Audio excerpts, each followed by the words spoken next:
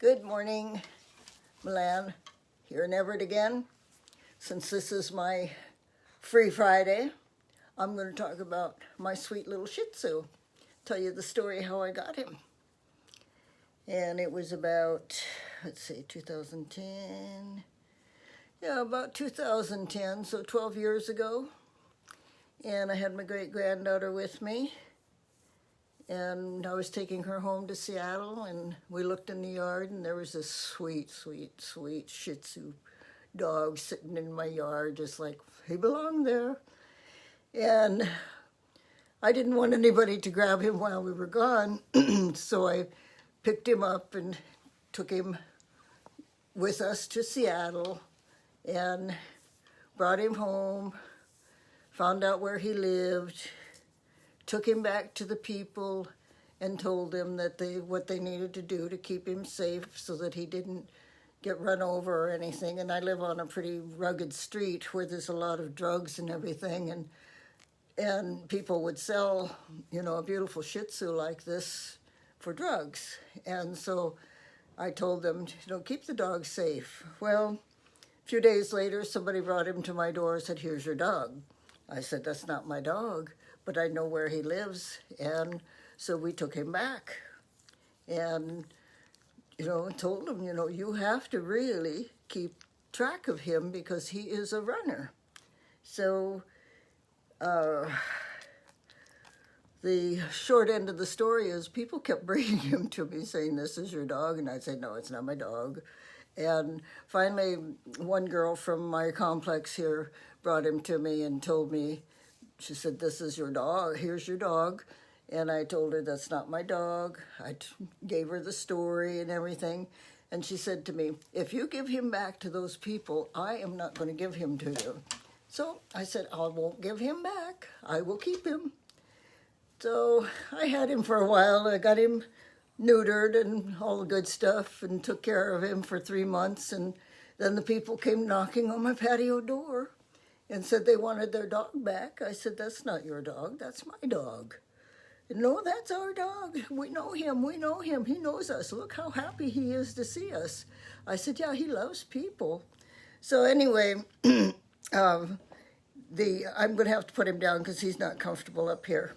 He's not a camera guy. And it's easier for me, even though he's only 15 pounds, he's still heavy. So these people came back 3 months later and said they wanted this dog back. And I said, "No, that's my dog." I said, "He looks like your dog, but he's not your dog. He's my dog." And they said, "Well, we'll just have the police come and talk to you." I said, "Okay, good, great, great, great." So I had another friend come over and stay with me until the police got here. And at that time, I had 2 dogs. I had a dachshund, and unfortunately, I just had to put him down. I loved him to pieces sometimes. He was pretty ornery. And so the policeman came, and he's like, "Well, how long have you had your dogs?" And he didn't say dog. He said dogs, plural. And since I'd had the dachshund for about 4 years, I said, "Oh, about 4 years." And my girlfriend says, "Yeah, that's right, that's right." And so he asked to look the Shih Tzu over and all that stuff. And he determined that, maybe it wasn't their dog. Maybe it was my dog. And I said, "Yeah, it is my dog." So anyway, he let me keep the dog. And a few days later, they came down with the papers that they had on him. They had gotten him out of the shelter because he was obviously had run away before and gotten himself in trouble and ended up in doggy jail. But so I have had this dog for since 2010, 2012. It is 12 years. Wow, almost forgot how to count. And I have kept him. I have to be very careful because he is a runner, and I don't dare let him out without a leash on because he will take off. I mean, he's like, "Wow, there's something out there that I know I want, and I'm going after it, and I'm not coming back." And I've had some experiences with him, where I was at my mother's one time, and my mother accidentally let him out, and he got loose, and I'm running around the neighborhood in my nightgown. Fortunately, it was a dark colored nightgown. I'm running all over the place trying to find this dog. And I finally found him about a mile away, and my feet were hurting because I was barefoot and it was raining.